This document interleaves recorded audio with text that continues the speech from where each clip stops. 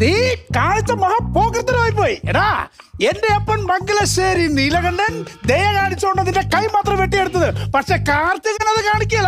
എടാ നീ എന്റെ അമ്മയ്ക്ക് ഇവിടെ ചികിത്സ പറഞ്ഞല്ലേ? ഇറങ്ങി വരാനാ പറഞ്ഞ. സ്റ്റോപ്പ് ചെയ്സേ.